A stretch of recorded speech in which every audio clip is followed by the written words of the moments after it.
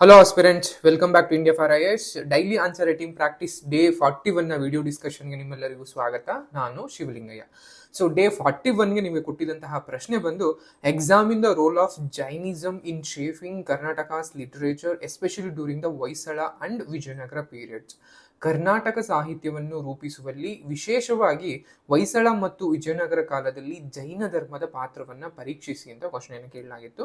ಇದೊಂದು 10 ಅಂಕಗಳ ಪ್ರಶ್ನೆ ಆಗಿದ್ದು 150 ಪದಗಳ ಮಿತಿ ಒಳಗೆ ನೀವು ಉತ್ತರವನ್ನ ಉತ್ತರಿಸಬೇಕಾಗಿರುತ್ತೆ. ಸೊ ಇನ್ನು ನಾವು ಕೆಪಿಎಸ್ಸಿ ಮೇನ್ಸ್ ಸಿಲೆಬಸ್ ಅನ್ನ ತೆಗೆದುಕೊಳ್ಳೋದಾದ್ರೆ ಅಥವಾ ಪಠ್ಯಕ್ರಮವನ್ನು ತೆಗೆದುಕೊಂಡು ನೋಡೋದಾದ್ರೆ ಪತ್ರಿಕೆ 1ರಲ್ಲಿ ಅಂದ್ರೆ GS ಪೇಪರ್ 1ರಲ್ಲಿ ನಿಮ್ಗೆ ಯೂಶಲಿ ರಿಲಿಜಿಯನ್ಗಳ ಬಗ್ಗೆ ಒಂದಷ್ಟು ಸಿಲೆಬಸ್ ಬರುತ್ತೆ ಅಥವಾ ಪಠ್ಯಕ್ರಮ ಬರುತ್ತೆ. ಅಲ್ಲಿ ಹಿಂದೂಯಿಸಮ್ ಆಗಿರ್ಬೋದು, ಜೈನಿಸಮ್ ಆಗಿರ್ಬೋದು, ಬೌದ್ಧಿಸಮ್ ಆಗಿರ್ಬೋದು, ಇಸ್ಲಾಮಿಸಮ್ ಆಗಿರ್ಬೋದು, ಕ್ರಿಶ್ಚಿಯಾನಿಟಿ ಅಂಡ್ ಸಿಖಿಸಮ್, ಈ 6 ಧರ್ಮಗಳ ಬಗ್ಗೆ ನಿಮ್ಗೆ ಒಂದು ಚಾರ್ಟ್ ಹಾಕಿ ಅವರದೇ ಆದಂತಹ ಏನು ವಿಶಿಷ್ಟವಾದ ಲಕ್ಷಣಗಳಿವೆ, ಫೀಚರ್ಸ್ ಇದಾವೆ, ಆ ಒಂದು ಪಂಥಗಳಿದಾವೆ, ಇದ್ರ ಬಗ್ಗೆ ಎಲ್ಲಾನು ಕೇಳಿ ಅದರಿಂದ ಏನಾದ್ರೂ ಕರ್ನಾಟಕಕ್ಕೆ ಇನ್ಫ್ಲೂಯೆನ್ಸ್ ಆಗಿದೆಯಾ, ಪ್ರಭಾವವಾಗಿದೆಯಾ, ಈ ರೀತಿಯಾದಂತಹ ಪ್ರಶ್ನೆಗಳು 1 ಅಥವಾ 2 ಪ್ರಶ್ನೆಗಳು ನಿಮಗೆ ಪ್ರತಿ ಒಂದು ಬಾರಿಯ ಮೇನ್ಸ್ ಅಥವಾ ಮುಖ್ಯ ಪರೀಕ್ಷೆನಲ್ಲಿ ಕೇಳ್ತಾ ಇರ್ತಾನೆ. ಸೊ ಆ ದೃಷ್ಟಿಯಿಂದಾಗಿ ನಾವು ಮುಖ್ಯ ಪರೀಕ್ಷೆಯಲ್ಲಿ ಈ ಧರ್ಮಗಳ ಬಗ್ಗೆ ಹೇಗೆ ಪ್ರಶ್ನೆಯನ್ನ ಕೇಳ್ಬೋದು ಅಂದ್ರೆ, ಕೆಲವು ಧರ್ಮಗಳಿಂದ ಕರ್ನಾಟಕಕ್ಕೆ ಅಥವಾ ಕನ್ನಡದ ಮೇಲೆ ಏನಾದ್ರೂ ಉಪಯೋಗಗಳಾಗಿದೆಯೇ. ಫಾರ್ ಎಕ್ಸಾಂಪಲ್ ನಿಮ್ಗೆ ಈ ಕ್ರಿಶ್ಚಿಯಾನಿಟಿ ಕೇಳಬೇಕಾದ್ರೆ ಯೂಶಲಿ ಮಿಷನರೀಸ್ ಬಗ್ಗೆ ಅಥವಾ ಶಿಕ್ಷಣಕ್ಕೆ ಇವರಿಂದ ಆದಂತಹ ಅಂದ್ರೆ ಯುರೋಪಿಯನ್ನಿಂದ ಆದಂತಹ ಉಪಯೋಗಗಳ ಬಗ್ಗೆ ಕೇಳ್ತಾ ಇರ್ತಾರೆ. ಅದೇ ರೀತಿಯಲ್ಲಿ ನಾವು ಸಾಹಿತ್ಯಿಕವಾಗಿ ಬಂದಾಗ ಜೈನಿಸಮ್ ಇಂದ ಅಥವಾ ಜೈನರಿಂದ ತುಂಬಾನೇ ಉಪಯೋಗವಾಗಿದೆ. ಯಾಕಂದ್ರೆ ಆಡು ಭಾಷೆನಲ್ಲಿ ಅಥವಾ ದೇಶೀಯ ಭಾಷೆಯಲ್ಲಿ ಮೊದಲಿಗೆ ಒಂದು ಸಾಹಿತ್ಯವನ್ನ ಬರೆಯೋದಕ್ಕೆ ಶುರು ಮಾಡಿದ್ದು ಜೈನರು. ಸೊ ಅಂದ್ರೆ ಕನ್ನಡವನ್ನ ಒಂದು ಸಾಹಿತ್ಯ ಭಾಷೆಯಾಗಿ ತೆಗೆದುಕೊಂಡು ಸಾಹಿತ್ಯವನ್ನ ರೂಪಿಸಿದ ಕೀರ್ತಿ ಕನ್ನಡದ ಅಥವಾ ಇಲ್ಲಿನ ದಕ್ಷಿಣದ ಜೈನರಿಗೆ ಸೇರುತ್ತೆ. ಸೊ ಅದರಿಂದಾಗಿ ನಾವು ಯಾವಾಗ್ಲೂ ಕನ್ನಡ ಸಾಹಿತ್ಯ ಜೈನರಿಗೆ ಚಿರಋಣಿಯಾಗಿರುತ್ತೆ. ಸೊ ಆ ನಿಟ್ಟಿನಲ್ಲಿ ಅಥವಾ ಆ ನೆಲೆಗಟ್ಟಿನಲ್ಲಿ ನಾವು ಕನ್ನಡ ಸಾಹಿತ್ಯವನ್ನ ಅಧ್ಯಯನ ಮಾಡಬೇಕಾಗತ್ತೆ. ಈ ಪ್ರಶ್ನೆಯೂ ಕೂಡ ಹಾಗೆ. ಈ ಪ್ರಶ್ನೆ ಕೇಳಿರುವಂತದ್ದು ಹೊಯ್ಸಳ ಮತ್ತು ವಿಜಯನಗರ ಕಾಲದಲ್ಲಿ ಕನ್ನಡ ಸಾಹಿತ್ಯಕ್ಕೆ ಜೈನರ ಕೊಡುಗೆ ಏನಿತ್ತು ಅಥವಾ ಜೈನರ ಪಾತ್ರ ಹೇಗಿತ್ತು, ಆ ಧರ್ಮದ ಪಾತ್ರ ಹೇಗಿತ್ತು ಅನ್ನೋದನ್ನ ನೀವು ವಿವರಣೆಯನ್ನ ಮಾಡಬೇಕಾಗತ್ತೆ. ಸೊ ಇಂಟ್ರೊಡಕ್ಷನ್ ಪಾರ್ಟ್ ಬರೆಯೋದಿಕ್ಕೆ ಬಂದಾಗ ನೀವು ಇಂಟ್ರೊಡಕ್ಷನ್ ಪಾರ್ಟ್ ನಲ್ಲಿ ಹೇಗೆ ಕನ್ನಡ ಸಾಹಿತ್ಯ ಜೈನರಿಗೆ ಚಿರಋಣಿಯಾಗಿದೆ ಅಥವಾ ಕನ್ನಡ ಸಾಹಿತ್ಯವನ್ನ ಸಾಹಿತ್ಯ ಭಾಷೆಯಾಗಿ ಬೆಳೆಯೋದಕ್ಕೆ ಹೇಗೆ ಜೈನರು ಕೊಡುಗೆಯನ್ನು ಸಲ್ಲಿಸಿದ್ರು ಅನ್ನೋ ರೀತಿಯಲ್ಲಿ ನೀವು ಒಂದು ಇಂಟ್ರೊಡಕ್ಷನ್ ಅನ್ನ ಅಥವಾ ಪೀಠಿಕೆಯನ್ನ ಬರಿಬೇಕಾಗತ್ತೆ. ಆ ನಂತರದಲ್ಲಿ ಬಾಡಿ ಪಾರ್ಟ್ ಬಂದಾಗ ನೀವು 2 ಹೆಡ್ಡಿಂಗ್ ಹಾಕೊಂಡು, ಒಂದು ಹೊಯ್ಸಳರ ಕಾಲದಲ್ಲಿ ಹೇಗೆ ಜೈನರು ಕನ್ನಡ ಸಾಹಿತ್ಯಕ್ಕೆ ಕೊಡುಗೆಯನ್ನು ನೀಡಿದ್ರು, ಆ ನಂತರ ವಿಜಯನಗರ ಸಾಹಿತ್ಯದಲ್ಲಿ ಅಥವಾ ವಿಜಯನಗರ ಸಾಮ್ರಾಜ್ಯದ ಒಂದು ಸಮಯದಲ್ಲಿ ಜೈನರು ಹೇಗೆ ಕನ್ನಡ ಸಾಹಿತ್ಯಕ್ಕೆ ಕೊಡುಗೆಯನ್ನು ನೀಡಿದ್ರು ಅಂತ ನೀವು ಆನ್ಸರ್ ಅನ್ನ ಬರಿಬೇಕಾಗತ್ತೆ. ಕನ್ಕ್ಲೂಷನ್ ಬಂದಾಗ ಅಥವಾ ಮುಕ್ತಾಯಕ್ಕೆ ಉಪಸಂಹಾರ ಅಂತ ಏನ್ ಕರಿತೀವಿ, ಸೊ ಉಪಸಂಹಾರದಲ್ಲಿ ನೀವು ಕನ್ಸೈಸ್ ಆಗಿ ಅಥವಾ ಪ್ರಿಸೈಸ್ ಆಗಿ ಒಂದು ಸಂಕ್ಷಿಪ್ತವಾಗಿ ಹೇಗೆ ಇಂಟ್ರೊಡಕ್ಷನ್ಸ್ ಮತ್ತೆ ಬಾಡಿ ಪಾರ್ಟ್ ಅಲ್ಲಿ ಏನ್ ಬರೆದ್ರೆ ಅದನ್ನ 3-4 ಲೈನ್ಗಳಲ್ಲಿ ಹೇಗೆ ಕನ್ನಡ ಸಾಹಿತ್ಯ ಜೈನರಿಂದ ಒಂದು ಸಮೃದ್ಧವಾದಂತಹ ಕೊಡುಗೆಯನ್ನ ಸ್ವೀಕರಿಸಿದೆ ಮತ್ತು ಅವರಿಗೆ ಹೇಗೆ ಚಿರಋಣಿಯಾಗಿದೆ ಅನ್ನೋ ರೀತಿಯಲ್ಲಿ ಒಂದು ನೀವು 3-4 ಲೈನಲ್ಲಿ ಉಪಸಂಹಾರವನ್ನ ಬರೆದ್ರೆ ಅದು ಸಾಕಾಗತ್ತೆ. ಸೊ ಹೇಗೆ ಈ ಆನ್ಸರ್ ಅನ್ನ ಅಪ್ರೋಚ್ ಮಾಡಬಹುದು ಅನ್ನುವಂತಹ ಒಂದು ಮಾಡಲ್ ಕೊಡ್ತಾ ಹೋದ್ರೆ ಒಂದು ಪೀಠಿಕೆಯನ್ನ ನೀವು ಖಂಡಿತವಾಗಿಯೂ ಜೈನರ ಬಗ್ಗೆ ಅಥವಾ ಜೈನರ ಒಂದು ಕೊಡುಗೆಯ ಬಗ್ಗೆ ಬರೀಬೇಕಾಗತ್ತೆ. ಸೊ ಇಲ್ಲಿ ನಿಮಗೆ ಹೊಯ್ಸಳ ಮತ್ತು ವಿಜಯನಗರ ಕಾಲದಲ್ಲಿ ಹೇಗಿತ್ತು ಅವರು ಸಾಹಿತ್ಯ ಆಗಿರ್ಬೋದು, ವ್ಯಾಕರಣ ಆಗಿರ್ಬೋದು ಅಥವಾ ಕನ್ನಡ ಗದ್ಯದ ಬೆಳವಣಿಗೆಗೆ ಹೇಗೆ ಜೈನರು ಒಂದು ಕೊಡುಗೆಯನ್ನು ನೀಡಿರು ಅಂತ ನಾನು ಈ ರೀತಿಯಾಗಿ ಒಂದು ಪೀಠಿಕೆಯನ್ನು ಬರೆದಿದ್ದೇನೆ. ನಂತರ ಬಾಡಿ ಪಾರ್ಟ್ ಬಂದಾಗ ಹೊಯ್ಸಳರ ಅವಧಿ ಅಂದ್ರೆ ಯೂಶಲಿ 10ರಿಂದ 14ನೇ ಶತಮಾನದಲ್ಲಿದ್ದಂತಹ ಹೊಯ್ಸಳರ ಕಾಲದಲ್ಲಿ ಜೈನರು ಅಥವಾ ಜೈನ ವಿದ್ವಾಂಸರು ಕನ್ನಡಕ್ಕೆ ಸಾಹಿತ್ಯಕ್ಕೆ ಅಥವಾ ಕನ್ನಡದ ಸಾಹಿತ್ಯಕ್ಕೆ ನೀಡಿದ ಒಂದು ಕೊಡುಗೆಯನ್ನ ಅಥವಾ ಸಾಹಿತ್ಯದ ಬೆಳವಣಿಗೆಯಲ್ಲಿ ಜೈನರ ಒಂದು ಪಾತ್ರವನ್ನ ನೀವು ಬರಿತಾ ಬರಬೇಕಾಗುತ್ತೆ. ಸೊ ಇಲ್ಲಿ ಬಾಡಿ ಪಾರ್ಟಲ್ಲಿ ನೋಡ್ತಾ ಬಂದಾಗ ಜೈನ ಕವಿಗಳಿಗೆ ಪ್ರೋತ್ಸಾಹ ಅಂಡರ್ ಹೊಯ್ಸಳರ ಅವಧಿಯಲ್ಲಿ ಜೈನ ಕವಿಗಳಿಗೆ ಪ್ರೋತ್ಸಾಹವನ್ನು ನೋಡ್ಬೋದು.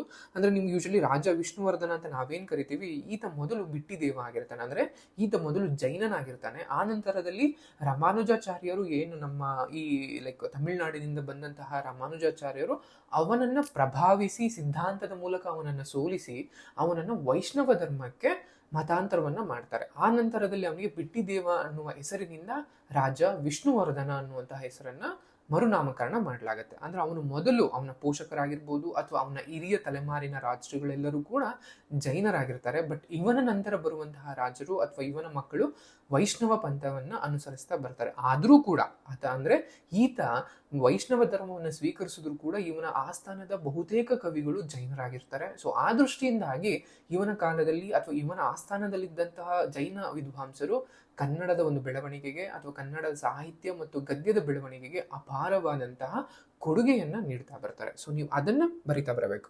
ದೆನ್ ಕನ್ನಡ ವ್ಯಾಕರಣ ಆಗಿರ್ಬೋದು, ಸಾಹಿತ್ಯದ ಮೇಲಾಗಿರ್ಬೋದು ಹೇಗೆ ಒಂದು ಪ್ರಭಾವ ಬೀರಿದ್ರು. ಫಾರ್ ಎಕ್ಸಾಂಪಲ್, ಆಚಾರ್ಯ ನೇಮಿಚಂದ್ರ ಬರೆದಂತಹ ಒಂದು ಚಂದ್ರಪ್ರಭಾ ಅನ್ನೋದು ಏನು ಬುಕ್ ಇದೆ, ಸೊ ಆ ಬುಕ್ಗಳ ಒಂದು ನಿಮ್ಮ ಲೈಕ್ ಮೆನ್ಷನ್ ಅನ್ನ ಅಂದ್ರೆ ಉಲ್ಲೇಖವನ್ನ ಮಾಡ್ತಾ ಬರ್ಬೇಕಾಗತ್ತೆ. ಅಂಡ್ ಕನ್ನಡ ವ್ಯಾಕರಣವನ್ನ ರಚಿಸಿದ ಕೀರ್ತಿ ಕೂಡ ಅವ್ರಿಗೆ ಸಲ್ಲುತ್ತೆ ಅನ್ನುವಂಥದ್ದನ್ನ ಬೇಕಾಗತ್ತೆ.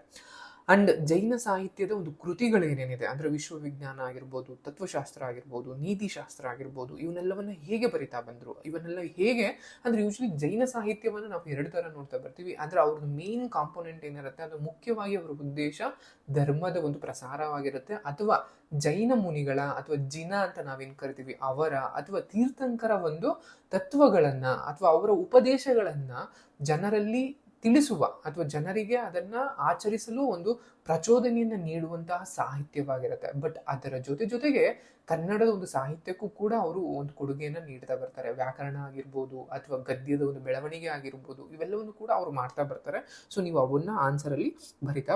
ನೆಕ್ಸ್ಟ್, ವಿಜಯನಗರ ಸಾಮ್ರಾಜ್ಯಕ್ಕೆ ಬಂದಾಗ ಹೇಗೆ ನಾವೆಲ್ಲರೂ ಕೂಡ ವಿಜಯನಗರ ಸಾಮ್ರಾಜ್ಯವನ್ನ ಒಂದು ಹಿಂದೂ ಧರ್ಮದ ಪುನರುಜ್ಜೀವನ ಸಾಮ್ರಾಜ್ಯ ಅಂತ ಕರಿತೀವಿ. ಅಂದ್ರೆ ಆಗ ನಮಗೆ ಯೂಶಲಿ ಮುಸ್ಲಿಮ್ಸ್ ಆಗಿರ್ಬೋದು ಅಥವಾ ಯುರೋಪಿಯನ್ ಆಗಿರ್ಬೋದು, ಇವರು ಭಾರತ ಉಪಖಂಡದ ಮೇಲೆ ತಮ್ಮ ಧರ್ಮವನ್ನ ಪ್ರಸರಿಸಲು ಆರಂಭವನ್ನ ಮಾಡಿರ್ತಾರೆ.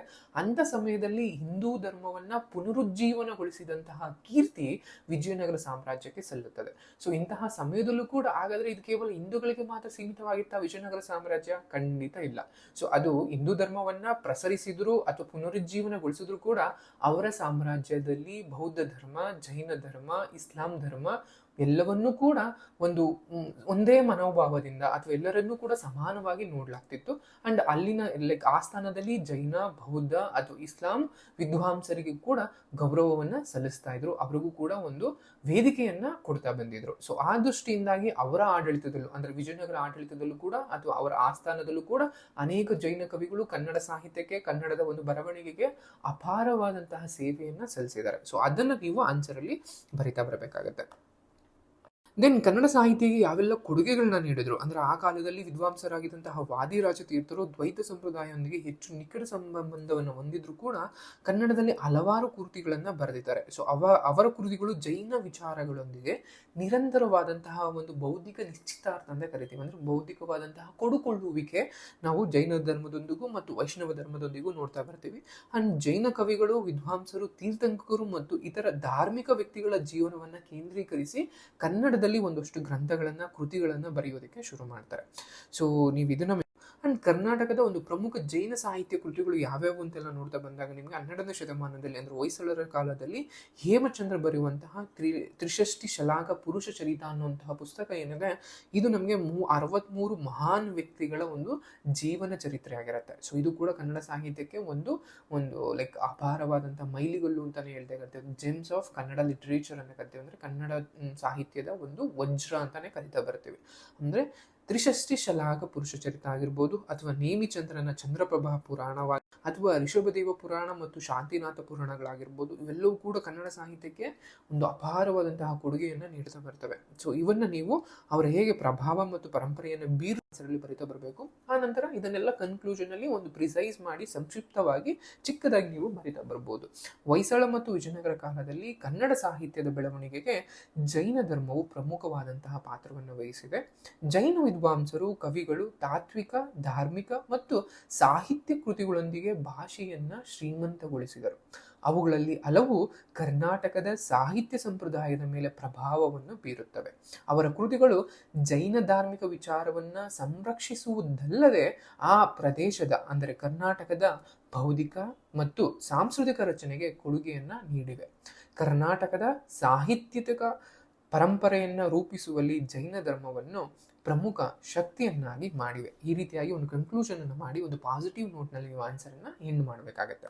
ಇನ್ನು ನಿಮ್ಮಲ್ಲಿ ಬರೆಯುವಂತಹ ಮಕ್ಕಳಿಗೆ ಇಂಟ್ರೊಡಕ್ಷನ್ ಪಾರ್ಟ್ ಆಗಿರ್ಬೋದು, ಬಾಡಿ ಪಾರ್ಟ್ ಬಂದಾಗ how Jainism and literature during the Hoysala period exclusively 10th to 14th century ವರೆಗೆ ಏನೇನೆಲ್ಲ ಡೆವಲಪ್ಮೆಂಟ್ ಆಯಿತು, ಸೊ ಅದನ್ನ ನಿಮ್ಗೆ ಇಲ್ಲಿ ಅದ್ರ ಜೊತೆಗೆ ಜೈನ್ ಲಿಟ್ರರಿ ವರ್ಕ್ಸ್ ಯಾವ್ಯಾವೆಲ್ಲ ಇದೆ, and Jainism and literature during the Vijayanagara period, ಅಂದ್ರೆ ನಾವು 14th to 17th ಸೆಂಚುರಿನಲ್ಲಿ ಯಾವೆಲ್ಲ ಜೈನ ಕವಿಗಳು, ಜೈನ ಸ್ಕಾಲರ್ಸ್ ನಮಗೆ ಕನ್ನಡ ಲಿಟ್ರೇಚರ್ಗೆ ಕೊಡುಗೆಯನ್ನು ನೀಡಿ, ಅದ್ರ ಜೊತೆಗೆ contribution to the Kannada literature ಇರ್ಬೋದು ಅಂಡ್ ಕನ್ನಡ ಲ್ಯಾಂಗ್ವೇಜ್ ಡೆವಲಪ್ಮೆಂಟ್ ಆಗಿರ್ಬೋದು, ಅದ್ರ ಜೊತೆಗೆ major Jain literary work from Karnataka ಅದ್ರ ಕೊಟ್ಟಿದ್ದೀವಿ.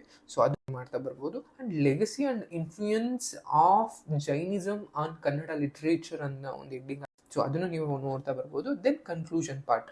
ಸೊ ಇದಿಷ್ಟು ನೀವು ಒಂದು ಆನ್ಸರ್ ಅಲ್ಲಿ ಅಥವಾ ಈ ಪ್ರಶ್ನೆಗೆ ಬರಿತಾ ಬಂದ್ರೆ ಒಂದು ಪರಿಪೂರ್ಣವಾದಂತಹ ಉತ್ತರವನ್ನ ಬರೆಯೋದಕ್ಕೆ ಸಾಧ್ಯ ಆಗುತ್ತೆ. ಸೊ ಇದಿಷ್ಟು ಡೇ 41 ವಿಡಿಯೋ ಡಿಸ್ಕಷನ್ ಆಗಿರುತ್ತೆ. ನಿಮ್ಗೆ ಈ ವಿಡಿಯೋ ಹೇಳಲಿಕ್ಕೆ ಇಷ್ಟ ಆಗುತ್ತೆ ಅಂತ ಭಾವಿಸ್ತಾ ಇಲ್ಲಿಗೆ ಎಂಡ್ ಮಾಡ್ತಾ ಇದ್ದೀನಿ. Thank you.